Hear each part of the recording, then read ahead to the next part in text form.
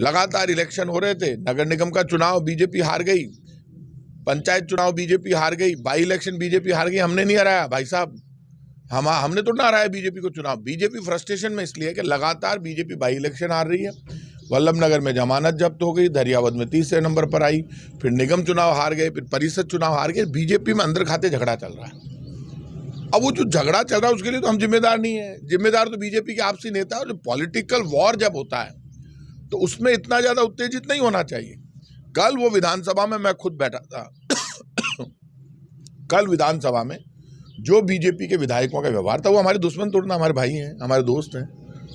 वो बलवान पूनिया जो कामरेड हैं, कम्युनिस्ट पार्टी के नेता हैं, उनके सामने जाकर आप कभी भी हाँ पक्ष लॉबी में नहीं आ सकते। नियम है कि आपके ये बनी हुई है, आप यदि वैल में आ गए तो फिर वापस वहाँ आप बैनर लेकर नहीं जा सकते।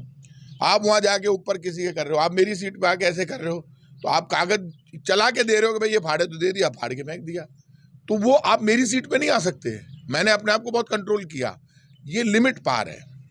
और बाद में आ गए हाँ भाई साहब ये फोटो खिंचाने के लिए क्यों कर रहे थे पता है? वो जिससे आपके चैनल पर और अखबार में उनका फोटो छप जाए।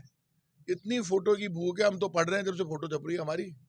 मैं जब राजस्थान यूनिवर्सिटी में पढ़ता था तब मेरी फ्रंट पेज फोटो छप जाती थी, लेकिन अपने आप छप जाती थी। राजनीति कभी कभी दिल से भी करनी चाहिए, अधिकतर दिल से ही करते हैं लोग। हम तो दिल से, मैं कसम खा कह रहा हूँ, मुझे तो कल पता नहीं कब ये घटना हो गई, क्योंकि मैं राजनीति सोच समझ के नहीं करता। मुझे तो बाढ़ में रहना था, मेरे रिश्तेदारी में, बिल्कुल नजदीकी रिश्तेदारी में डेथ हो गई, तो मेरे को मेरी वाइफ के साथ आना था। गोविंद सिंह जी डोटासरा के साथ मैं सुबह से ये बात कर रहा, डोटासरा जी और हम हद पार कर दी। नाथी क्या बाबा डोटासरा जी के घर गए और वहां जाके और लिख दिया नाथी का बाड़ा काले उसमें, और भागते भागते उन लड़कों ने शाही फेंक दी। उन लड़कों से मैं कहूंगा, मैं स्टूडेंट मूवमेंट से निकला हुआ आदमी हूँ, ऐसे भैया नेता नहीं बनोगे।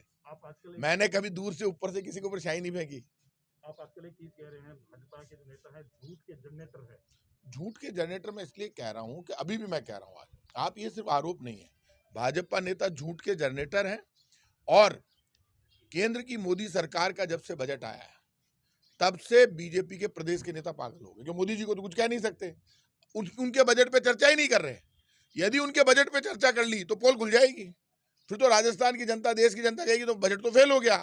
गैस सिलेंडर, पेट्रोल डीजल की महंगाई, बेरोजगारी से लोग आत्महत्या कर रहे हैं, हालात खराब है।